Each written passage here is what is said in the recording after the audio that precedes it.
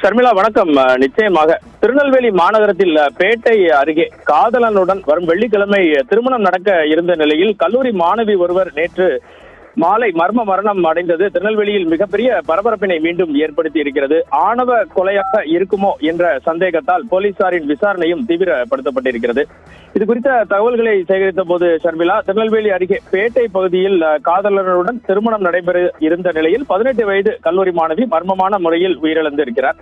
நெல்லை பேட்டை செக்கடி பகுதியைச் சேர்ந்தவர் பட்சிராஜன். இவர் தமிழ்நாடு அரசு போக்குவரத்து கழகத்தில் ஓட்டுநராக பணியாற்றி வருகிறார். இவரது மகள் 18 வயது நிறைவடைந்த சிவமதி.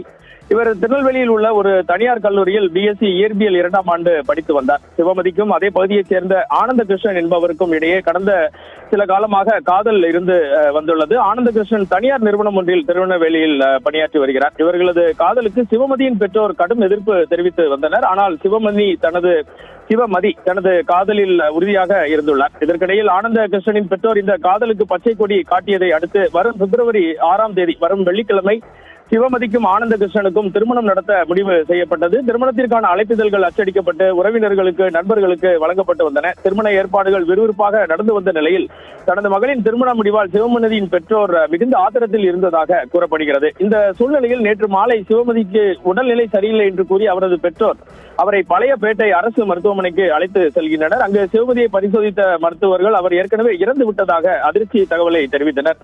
இருப்பினும் சிவமதியின் கழுத்தில் பலத்த காயங்கள் மற்றும் தழும்புகள் இருப்பதை கண்ட மருத்துவர்கள் அதிர்ச்சி அடைந்தனர். இது இயற்கையான மரணம் அல்ல என்ற சந்தேகம் எழுந்ததை அடுத்து உடனடியாக திருநெல்வேலி மாநகர காவல்துறை பேட்டை போலீசாருக்கு தகவல் அளிக்கப்படுகிறது.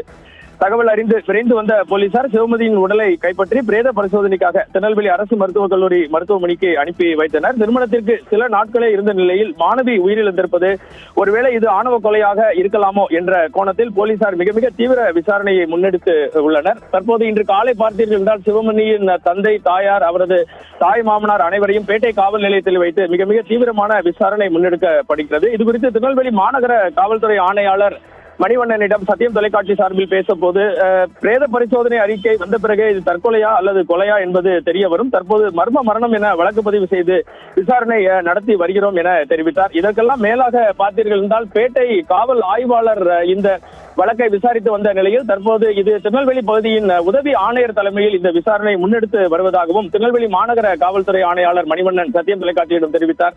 எது எப்படி இருந்தாலும் திருநெல்வேலி பகுதிகளில் தென் மாவட்டங்களில் இதுபோன்ற ஆணவ கொலைகள் நடைபெற்று வருவது மிகுந்த பரபரப்பை ஏற்படுத்தி இருக்கும் நிலையில் இந்த மரணம் மிகுந்த முக்கியத்துவம் பெறுகிறது. போலீசார் தொடர்ந்து விசாரணையை முன்னெடுத்து வருகின்றனர்.